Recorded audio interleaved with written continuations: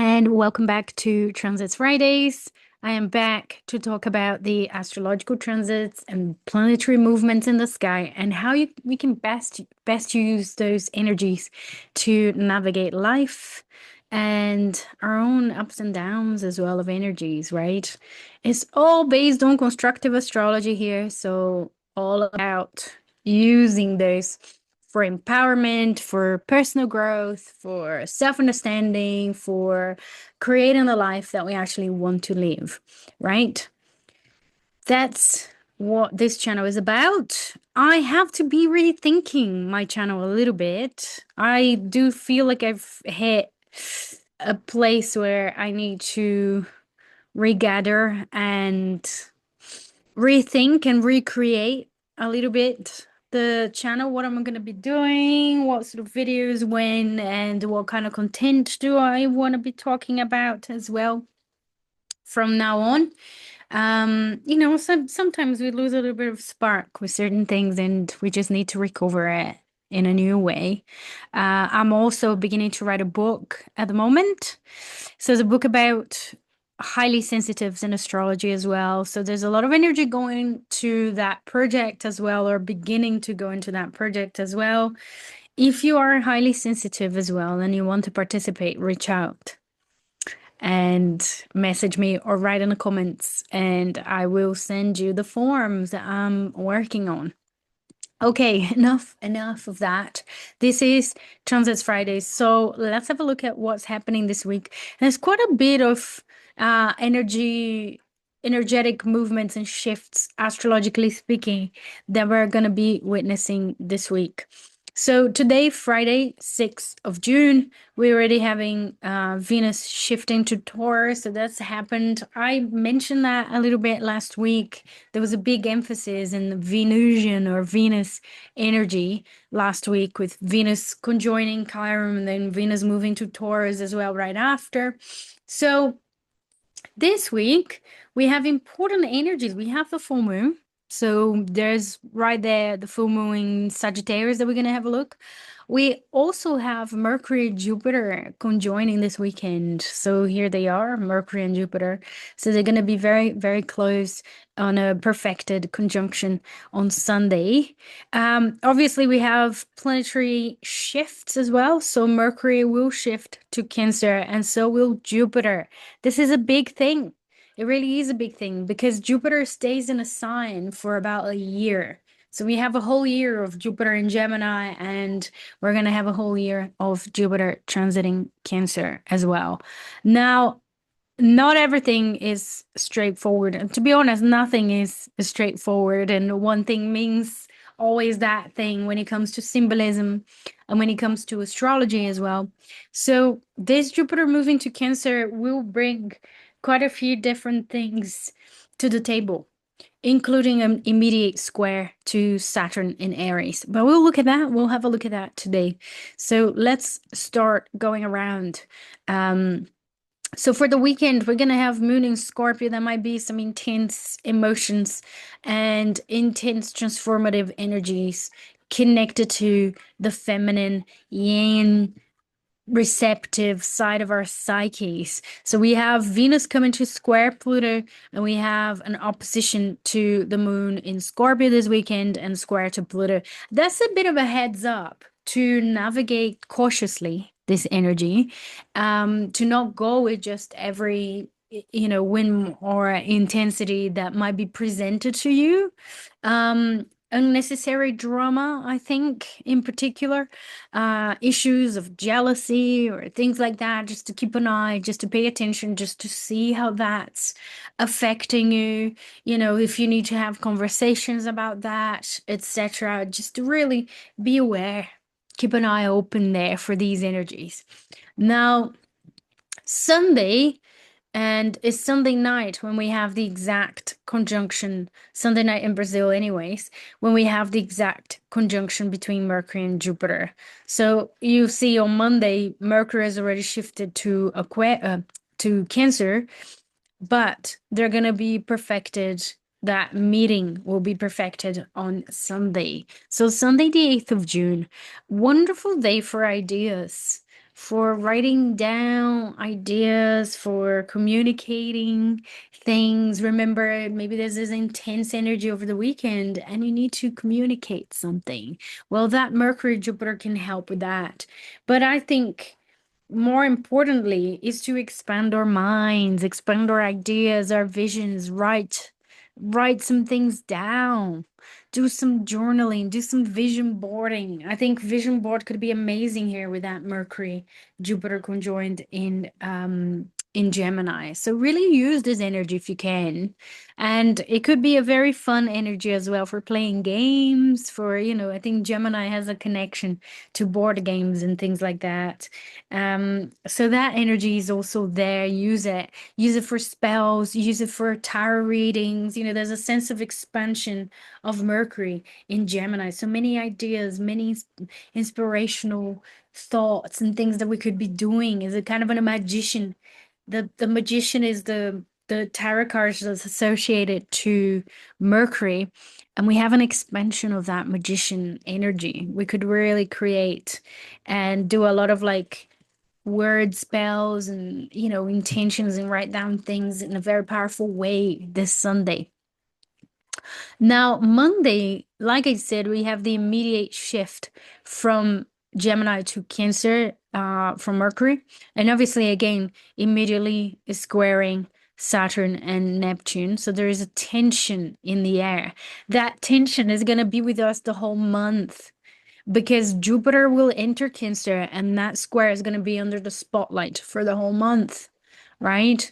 So here, Tuesday, the 10th, and we've got Jupiter ingress. So Jupiter moving to Cancer here and immediately squaring those two planets in Aries. Now, the square between Aries and Cancer has something to do with, do I focus on my emotional life, my internal emotional security needs, nurturing and nourishing that, nurturing and nourishing my loved ones and my family ties and etc., and that sense of belonging? Or do I crystallize and heal my autonomy, my sense of independence, my sense of who I am as a separate individual, right? Aries wants to separate, wants to create, wants to take action, wants to be adventurous, do something they haven't done before.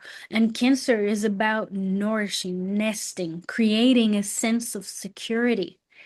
So really, the challenge here and the challenge that we're going to have and we're going to be facing throughout the month, because the new moon in Cancer that we're going to experience at the end of the month on the 25th will be conjoined Jupiter, which means we'll be squared Saturn and Neptune. So that energy there is really inviting us to think about ways, to experience ways, to feel ways where we can commit to a middle ground, a middle path, right? How can I find a solution? What sort of action do I need to take? And usually that will be connected to the birth chart and what we have individually. So if you have been prioritizing a lot of that Aries energy in your life, you've been very self-sufficient, you've been, on your own, doing all of those initiatives, etc. Now is the time to transform that, to mellow that down, and to learn from that Cancerian side of the square. Now, if you have, on the other hand, spent a lot of time on the Cancerian dimension of life and doing all of that, staying home, looking after yourself, prioritizing your emotional health, etc., and your ties and your connections and your family unit, then that Saturn Neptune is really inviting you to include that other way of being, that other life experience into your life and making decisions for yourself, putting yourself first, being a bit more self-reliant and practicing the Aries a little bit more. As always, with everything in astrology, we need to place that in a birth chart. Is this going to be, that square is going to be like in this chart here between your second house and your 11th? Is it going to be between your 10th and your first? Is it between the 12th and the 9th? You really need to weave as much um, particular significance there as you can, including if you have any personal planets or anything in your birth chart at those early degrees of the cardinal signs, because this is going to be affecting you a lot more. Now, that's an energy that's going to be big and beyond this week. We're talking about much larger process. And as I was talking to my academy students yesterday, the square, particularly the square between Jupiter and Saturn, has something to do with the conjunction that happened in December 2020. So we had a Saturn-Jupiter conjunction in Aquarius, which happened at 0 degrees in December 2020. So what sort of intentions were you setting there? Because now is a crisis point. You need to take action. You need to do something connected to those ideas. So the Saturn Jupiter conjunction in Aquarius fell into my third house. And I remember I was working on a workshop with a colleague, with an astrologer, Gillian Crawford. And my intentions were connected to sharing my thoughts, sharing my ideas into the world, to the community more.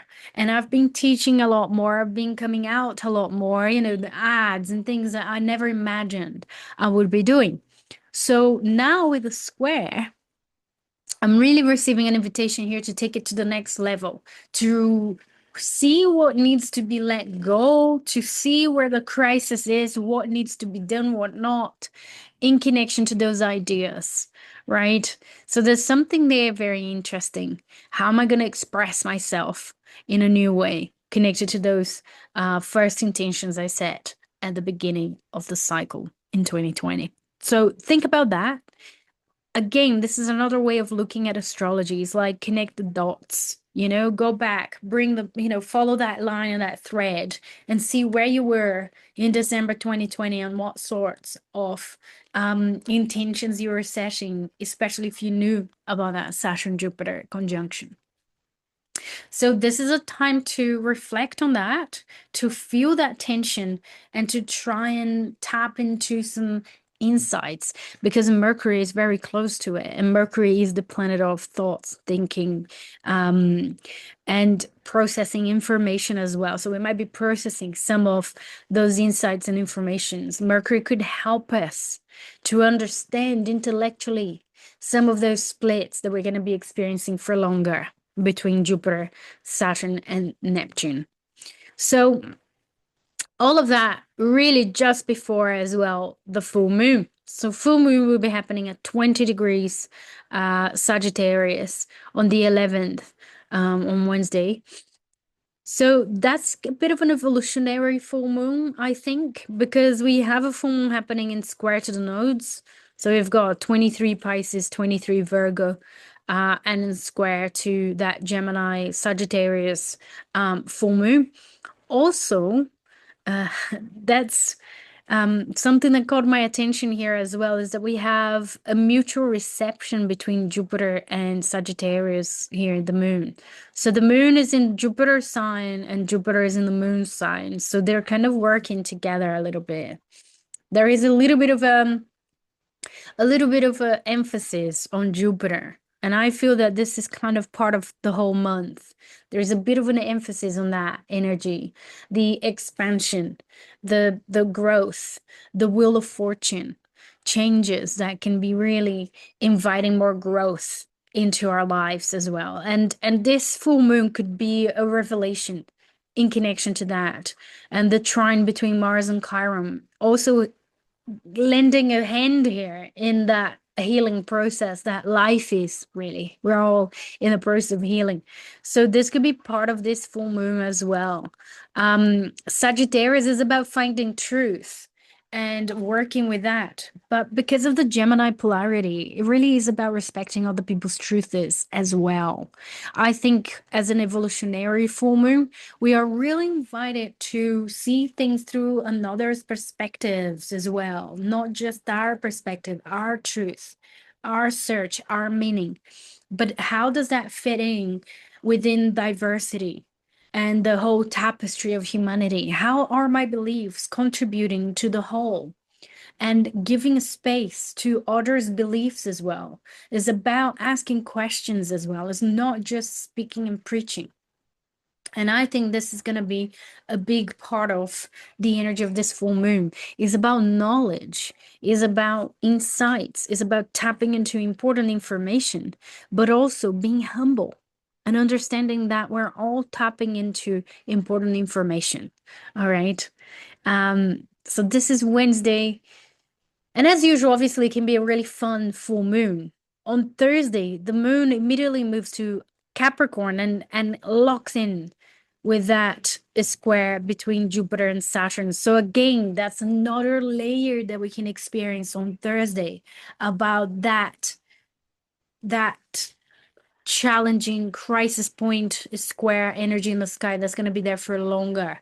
So that square, opposition with the moon will bring another perspective into the mix. Will bring another situation where we're going to be experiencing that split that I talked about. It's like with every transit, we get an opportunity to be introduced to ourselves again and again, to see ourselves, to see our situations in a new way, and to act accordingly as well. New ways of acting, more insightful ways of being, more authentic ways of being as well. So that's it. This is a very busy, busy, busy astrological week. And I really hope that you can make the most of these energies, that you can navigate them with ease and tranquility, especially for the highly sensitives out there. Make sure you do have some rest in between everything and all the things that are happening. And in particular, if this is activating your birth chart as well in a powerful way. So that's it. I will be seeing you all next Friday and potentially make an announcement about where the channel is going and what I'm going to be doing next as well. So take care, everyone. Much love, and I'll see you soon. Bye bye now.